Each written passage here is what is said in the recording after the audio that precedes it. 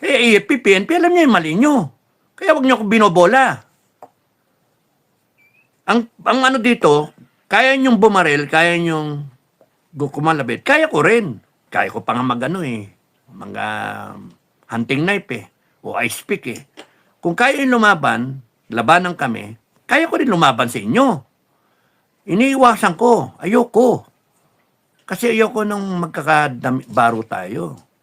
Pero pagka dumating tayo doon sa punto na kinakailangan prinsipyo na pinag-uusapan bansa na pinag-uusapan, anak ng poka, hindi naman pwedeng ganyan. Kaya lumagay kayo sa tamang hulog. AFP, PNP. Sinong walang disiplina? Kami o kayo? Sinong wala sa hulog? Kami o kayo? Hindi porke sinabi na we are sino ba nagbabayad sa Constitution? Kami o kayo? Kami gusto na implement yung Constitution. Kayo. Kaya nga, wag nyo kami kinukuha sa takutan. Hindi kami natatakot sa inyo, animal nyo. Kaming mga veterano, kaming mga MUP, tapos na kami dyan. Dahil sa pera, o dahil sa sayang yung inyong pensyon, o dahil sa kung anong pabor ang nakukuha ninyo, tatarantaduhin nyo yung bansa natin. Hindi, tayo rin ang kawawa yung mga anak nyo.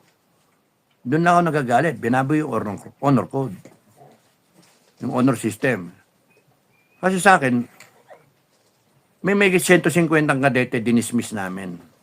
Diyan sa honor na yan. Only to find out, naputang na. Binaboy.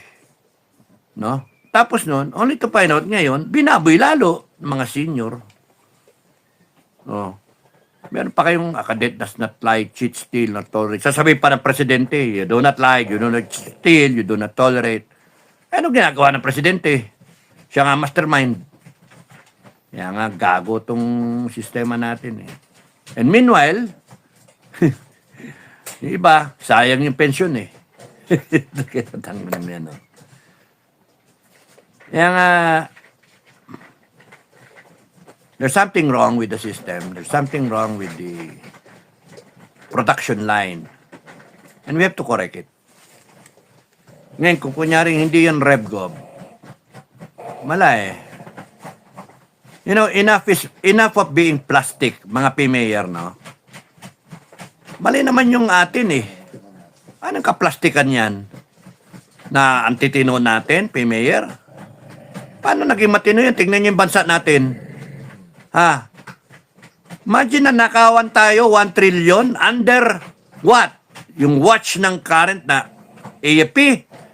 May adik na presidente under the watch of the current AFP tsaka PNP. Anong klase yan? We do not...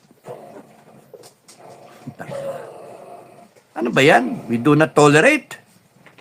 Tapos ganyan nangyari. Nanakawan tayo At dumadaing yung taong bayan and then sasabihin lang natin, uphold the Constitution, follow the chain of command. Di ba? Kaplastikan yan.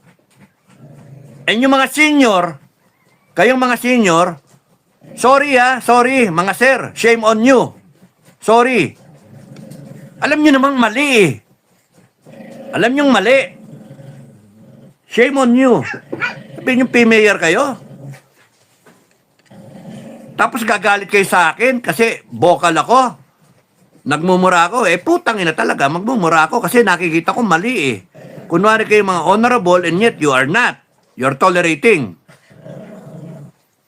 And then, doon sa academy, dismiss ng kadete na nagsisinungaling, na nag-cheat sa exam, no? Na nagtotolerate, naglalay. O pagkadating naman pala sa serbisyo, ayun, maglalay, mag-cheat, magnanakaw, papaldo. Anong klase tayo? Anong kaplastikan yan? Tapos sasabihin, sasabihin na sayang yung pensyon, hindi na tapos na kami dyan, walang on and off switch ang honor. Kaya kakaya kayo na sasabihin nyo, 30 years, 40 years of service. Kakaya kayo. Sorry sorry sa inyo. Sorry.